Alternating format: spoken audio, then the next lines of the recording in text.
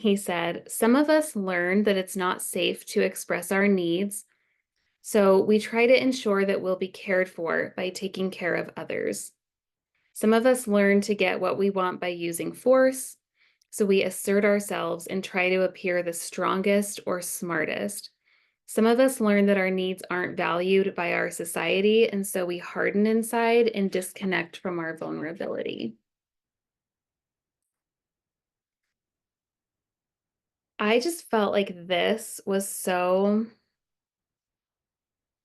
I'm trying to think of the word. I loved how, and I've decided like I do want to hear what you guys have to say. I'm like, this is just, I need interaction. I'm going to bring the chat back up. So I have the chat up, so you guys feel free to comment on here.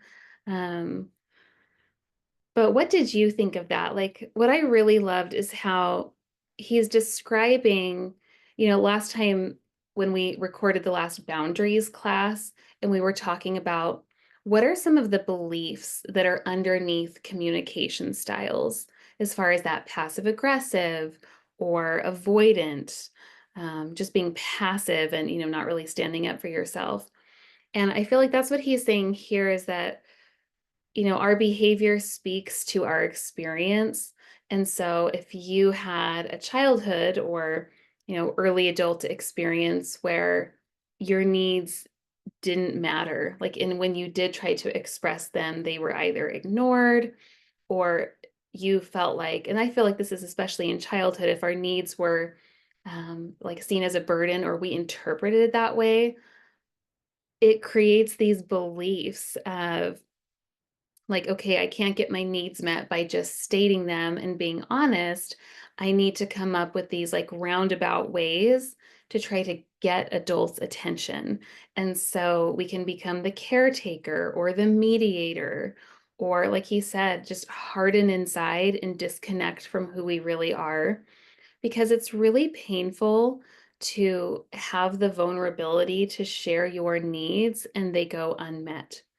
And this is a book on communication for adults. We have fully developed nervous systems and a lot of skill and choices and opportunities that kids don't have.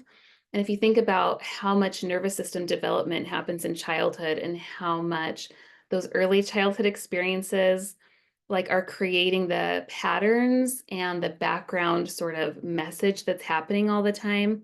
And kids don't have those skills. Like they're just doing their best in their little bodies to say what they need or what's true for them.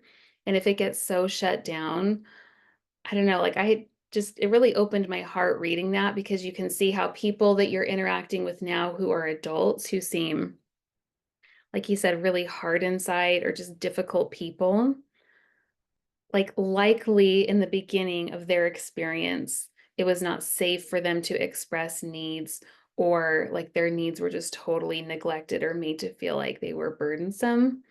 Now, that doesn't mean, that people aren't still responsible for their behavior because they are. We're all responsible and accountable for our behavior, but it just helps me have more compassion for people who I see as different than me or just difficult people. And I mean, isn't this so relevant today? As I'm recording this, it's the day after the election. And I know, just there's a lot of divide in our country and, feeling like I believe this and the other side believes this, and this isn't going to go a political way, I swear. But I feel like, if we can interact with other humans from the place of curiosity and care, like this book talks about, and just kind of have the awareness in the background that, you know, difficult people don't just appear on the earth that way, that there's a story behind it. That helps me, at least, if I'm speaking for myself, have a little more compassion.